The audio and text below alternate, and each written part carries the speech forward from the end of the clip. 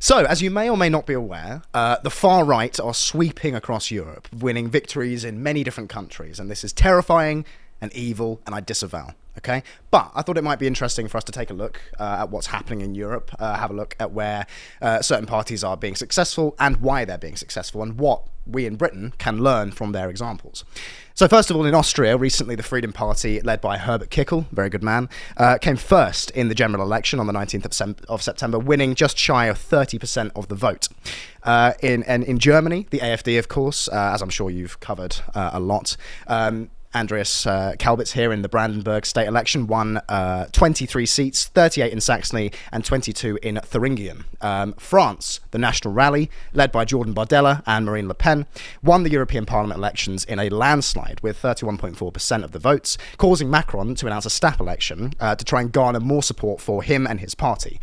Later that month, an NR-led coalition topped the first round of the election with a record of 33.2% of the votes, and on the 7th of July, the National Rally won the popular vote in the second round of the snap election with the third highest number of seats at 37.06% of the votes. A lot of these votes as well are led by people of our demographic. Oh, we'll be getting to that. Don't you worry about that. Good man. Next up, the Netherlands. Obviously, this is not quite so recent, but Geert Wilders' Party for Freedom came first in the 2023 election, winning 23.49% of the votes.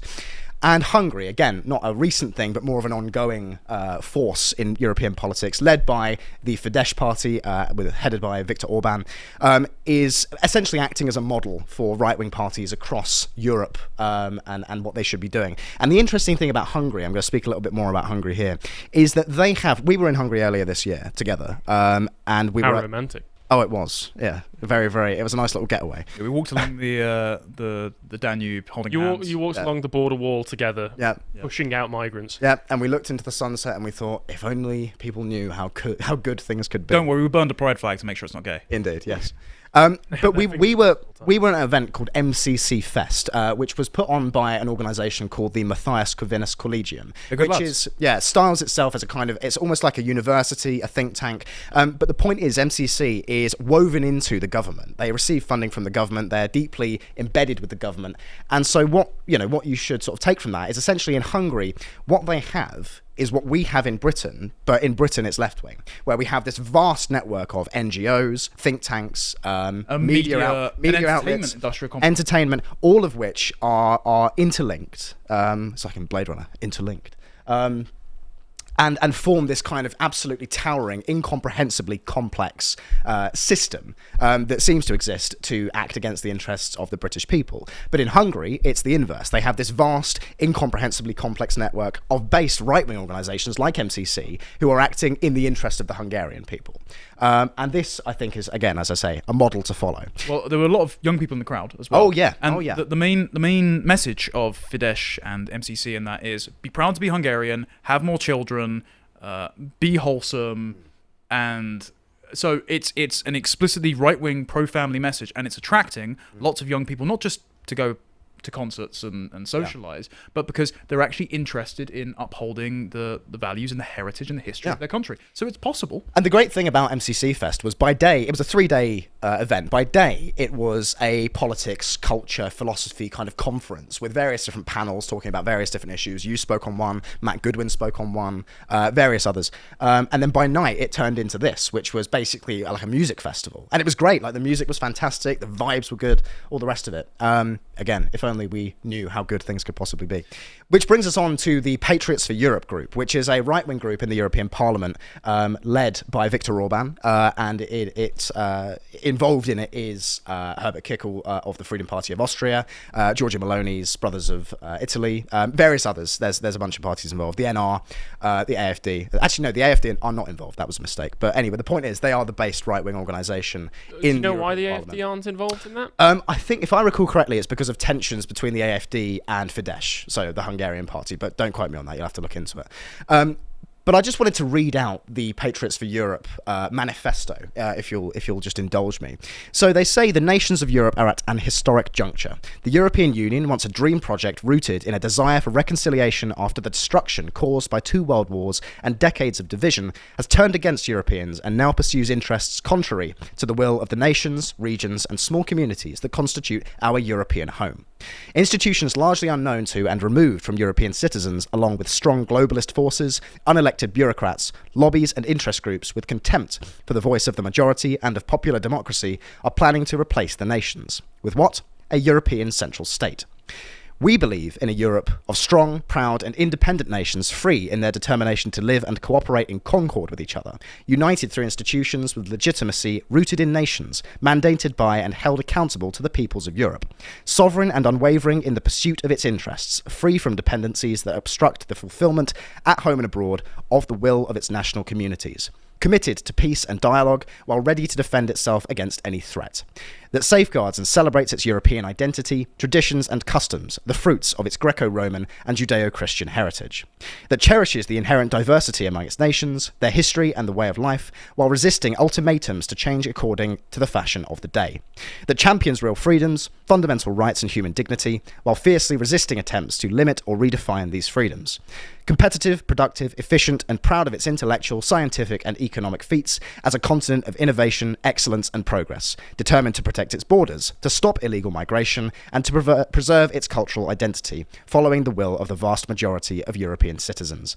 of nations ready to protect their people against any and all potential threats coming from the political, economic, religious, and cultural spheres, that respects its own mandate and rules, does not act beyond its competencies, abides by the principle of subsidiarity and proportionality, and ceases to justify its attacks on national sovereignty by applying pressure through the European budget.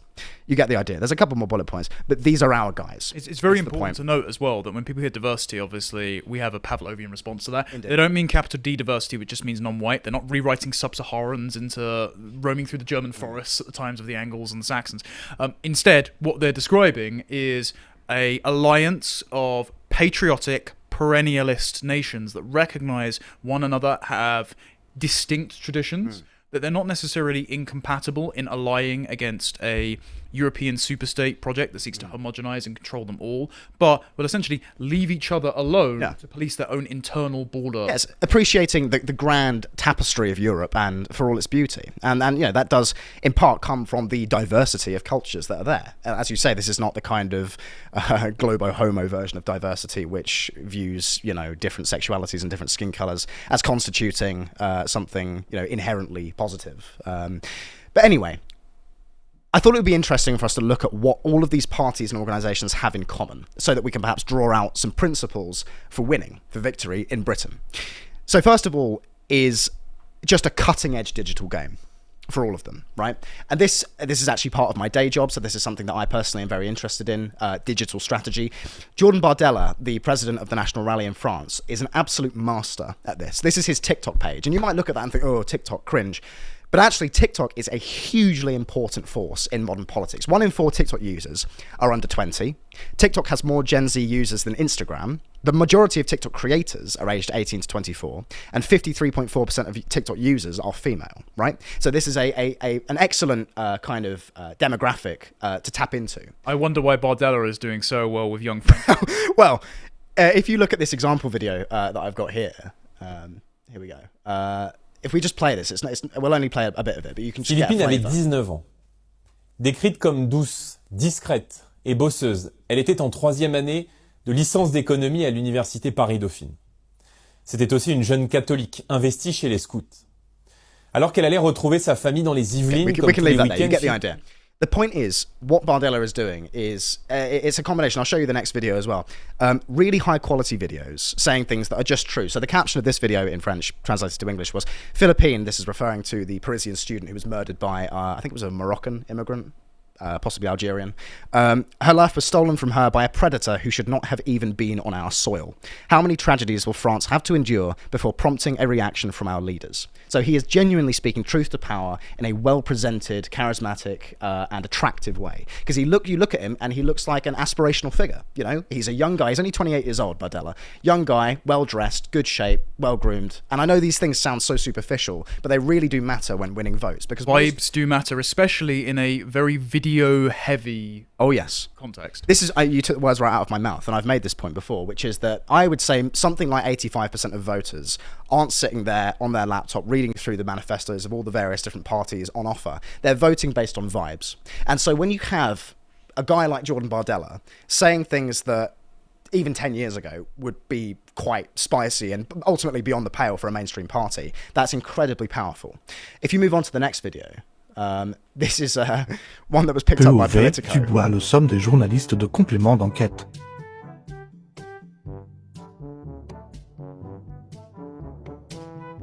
Being exceptionally French. Yeah, very much so. You can leave it there. And I mean, you see what he's trying to do. He's got the combination of high quality, well-researched political content and also personalizing, it makes him more personable. This is what Farage was trying to do when he kept going to Wetherspoons. Yeah. And did silly things like playing the slot machines down at Clacton. Yeah. And the interesting thing, as you've already pointed out, is if you look through the comments of this video, he is particularly popular among young women.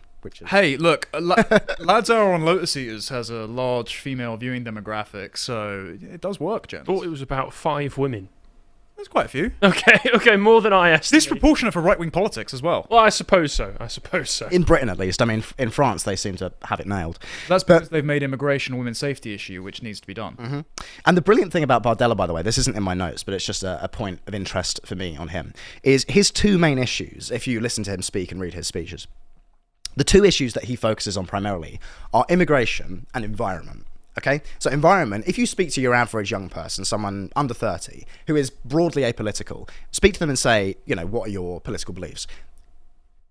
8 times out of 10, they will say climate change or environment or something like that. So Bardella and the National Rally jumping on the issue of environment and capturing it and making it a conservative issue is just a brilliant strategy. This is what I tried to do in my prior career at the British Conservation Alliance, and my friend Chris over in the States has had great success with that with the American version, to the point of where he's essentially ingratiated into the Republican Party platform. Yeah. What you need to do is, rather than make it a proto-communist death cult saying that we need to collapse all of civilization to worship the sun god, just say, don't you like this green and pleasant land? Wouldn't you rather not build Somalian battery farms atop it, the ugly concrete monoliths to GDP? Vote National Rally. Yeah, there we go. So this was picked up by the mainstream press. This article here in particular is from Politico. Shall I grab that? It's all right. I don't. I need to remember how this thing works. So Europe's far right uses TikTok to win the youth vote, and if we just scroll down, there we go. This article is basically just about how the quote unquote far right, and we all know what that means, has embraced digital campaigning on platforms like TikTok because it's effective. And there is this allergy, certainly in sort of respectable political circles, to digital campaigning in general. But the fact of the matter is, we exist in a moment now where most people get their information from platforms like X, like TikTok, Facebook, etc. And if we're unwilling to engage with those tools, they're tools in the toolbox ultimately. If we're unwilling to engage with them, then we're going to lose. Well, this is what I was talking to Dan Wootton about yesterday on his show. Yeah. It's that why would you, as an insurgent political force like Reform, schedule at your conference interviews with BBC and Sky, but not have booths for, and I understand there's tensions with some of the folks at Lotus Eaters, but New Culture Forum or us, or invite Dan Wootton along to do a live broadcast, because they're not Ofcom regulated, they're going to be sympathetic, they will be critical, but they will be friends, and the amount of even boomers that are now cancelling their licence fee and not watching terrestrial TV, you only stand to gain from this. Yes. They don't want the Nigel Farage, Stephen Edgington treatment. Indeed, perhaps. So this then brings me on to the next point, which is so crucial to understand, which is youth engagement. And this is something that all of these parties understand really, really well. So this is the Young Alternative, which is the AFD's youth wing. If we go on these pictures and just take a look at the kind of optics that they're putting out here, it's young people, it's young women in particular, with their messaging, showing that these parties who are of the right, which is ordinarily typically thought of as being a kind of the politics of old people, ultimately right-wing politics, they're showing that it's cool and kind of punk and rebellious to be right-wing. Well, also, patriotic. Something that's worth noting is that, let's think of the Republican Party, for example. It's very masculine coded. Yes. This is why there is a 51-point gap between young women and young men, mainly driven by young women. I think it's 38 points to 13, swinging towards Harris or Trump. Yeah. And while we have to be very careful about which young women you select to make your spokespeople, because there are let's be fair, a lot of grifting e-girls around that have gotten far too far. It is very beneficial to have attractive, competent, well-researched young women as part of your movement who can, again, make immigration a women's safety issue. And this is what, again, the European parties have just nailed this, because you look also at the Freedom Party of Austria's youth wing. Again, it's just respectable young people, well-dressed, normal, relatable, and so on. And this brings us finally to the National Rally's youth wing, which, for my money, have it the best. Maybe it's a function of them being French and just having, I don't know, just different tastes. But this is how we win, right? And I cannot stress this enough. If you have attractive young people who are relatable, who are fit, who are aspirational, saying your words, then that makes your politics cool. And to, again, for my money, 85% of people, if you can make your politics cool, especially in the eyes of young people, and I get that sounds really cheesy and cringe, but it's true, then you will win, especially in a democratic situation like the ones we have. And in a demographic situation where the average age of a Tory voter at the last election was 63. Yes. They are, if you want to be an insurgent right-wing party, Yep. the Tories don't pose any threat at the moment. And so they're probably not winning the young people. They're up for grabs. Just engage with them on the terms they understand. You might not understand it yet. Get some of them who do. Yes. Now, you'll note that the two strategic kind of elements that I've highlighted so far, digital strategy and youth engagement, neither of those are about ideas, right? Neither of them are about our principles and our manifesto and all that sort of Our thing. British Because values. for so long, the right, across Europe and in Britain in particular, has behaved as if all that matters is having the best ideas, and that it's a kind of Darwinian thing where the best ideas will always win out in the end. And that is just total nonsense. And we need to get over this idea, because there's more to politics than just debates, right? There is practical strategy that needs to be implemented and effective. But that does bring me on to the final point, which is actually the various manifestos of these parties, which tend to kind of go in lockstep. They represent the same political phenomenon, which is emerging across Europe and, God willing, Britain. And in the US. Trump's used that phrase. Indeed. One is a policy of remigration, right? And this is a phrase that is getting more and more popular by the day. You're seeing it in more and more mainstream circles. This is the AfD advertising their remigration policy. The Austrian Freedom Party, who just won in Austria, have also called for a remigration commissioner in the EU. And they will be having a remigration minister in the Austrian parliament. Sweden Democrats have played with it. Trump even used it in a recent Truth Social post. Yeah. It's gaining ground. And that's because, the spirit of the age is inevitably trending towards this feeling, the feeling that the policy of mass migration, which has become an article of faith for our ruling class, has utterly failed. And it's stealing the future of the youth, destroying our countries, destroying our societies, destroying our communities, to use some Starmerite language. But especially, again, among the youth of Europe, they recognise that things could be so much better if not for these disastrous policies. So that brings us on to the lessons that we should take from Europe, from these parties, from these successful parties. The first is that Britain needs its version of the National Rally or the AfD or the Freedom Party, because in order for us to win, we need to have this well-organised, well-presented, slick organisation that can actually take our politics into the halls of power. Because, again, we can have our ideas, but if we have no leadership, if we have no power, then the ideas mean nothing, right? And in order to win, right-wing politics must become cool. And again, I get that sounds really cheesy, but it's true. And moreover, our movement must be not merely political. It needs to go out into the culture more generally. And Hungary, again, is the prime example of this, combining, as they do, cultural events, philosophical ideas, music, art, all of these things. It all forms a movement. Right, and that's why Hungary is doing so well, because Hungary, it's a vision of what could be. It's an absolutely beautiful country, clean streets, beautiful buildings, strong economy, and all the rest of it. We were depressed when we were leaving it. My God, flying back into Luton in Britain after being in Budapest for 5 days was quite the eye-opening experience. Really put things in perspective, and this was all the while the riots were happening as well in Britain, so it was a real contrast. I stepped back through Gatwick and felt showered in British values. I don't know what you're talking about. Indeed, yes. Well, this was my experience coming back from Italy earlier on this year as well, coming back through Manchester Airport, and the line back through customs was a sea of foreign faces. Yeah, no doubt. We also need to embrace digital politics. And again, there's a real kind of aversion to this, especially among the older generations, which I think is probably as a result of not understanding it. But actually, this is where the future is. If we're not prepared to use platforms like TikTok, and I know you guys understand this very well, if we're not prepared to engage in these kinds of strategies, then we're going to get left behind and we're going to lose.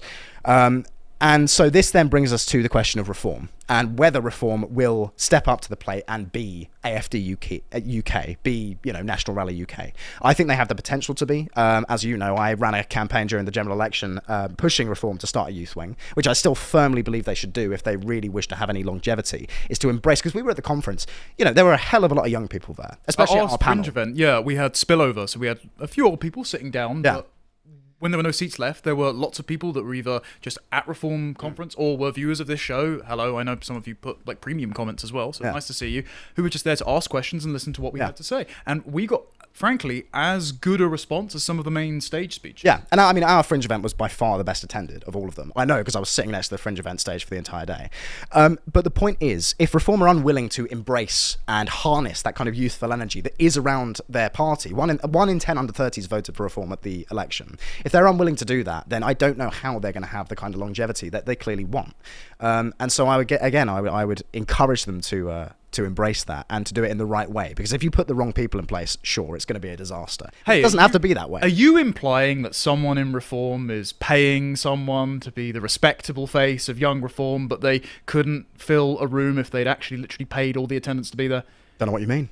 Don't know who you could possibly be referencing. I'm just saying it's a disastrous strategy, though. Anyway, so that's really where we are, as I see it. That's the kind of place we're in Britain, where there isn't really a mainstream understanding of exactly what we should be doing as a movement, as a political movement, to win. And ultimately, victory is the ultimate goal, because without power, our ideas mean nothing. So with that, I'm going to leave you with some words from the great orator, Jonathan Bowden, who apparently, the link to which I have not put in the show notes. So shall I just stick that in there now? Can I guess what these words might end up being? Actually, you're probably wrong. Can we? All right. Okay. It's in the document. Can we pull that up? It's happening.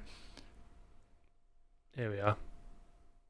Here we go. If we can get the audio up on this and full screen it. Yep, should be fine. You've turned the thing around. And the right will only defeat the left and the centre if it's more creative, more energetic, more radical, more intelligent, more sassy, cooler. That's the only way it will win. And the trouble with right-wing people, on the whole, is they're sort of pessimistic and they're slightly unimaginative. And they're deeply conservative people. They're very decent people, but they're conservative.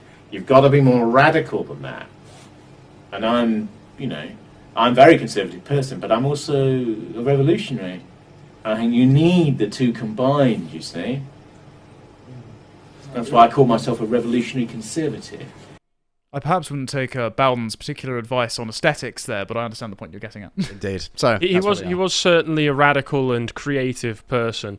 I would say that Imperium Press, on one of their Substack essays, also had a good way of putting it, using Jonathan Haidt's moral foundations, which is that the radical right, however you want to describe it, is made up of people who are both high openness to experience and therefore more creative, but also high disgust response. Mm-hmm. So they have a knowledge of what they like and what needs to happen within society, while also being more open to experiences, open to solutions, and open to creativity. They're intellectually curious, but also loyal and have standards. Yeah, so I think that really just sums it up, because I mean, one thing I will say is I'm endlessly heartened by the network that is clearly emerging of young people in Britain who are all of these things that we've just been talking about, who are competent, who are driven, who are they have their heads screwed on right when it comes to things like just taking care of themselves, the idea of where this country needs to go, what needs to be done. So yeah, I mean, anybody who is doomer posting or blackpilling, I would say, where's your spine? Because things will get better. The people are out there. We just need to come together and get it done. I hope you appreciated that segment from the podcast to the Lotus Eaters, and if you want to see what else we're doing, you can follow Connor's series, Tomlinson Talks, where he talks about the Reform Party conference, and if you want to see all the other things we're putting out, you can follow us on Twitter. Thank you very much for watching, and goodbye.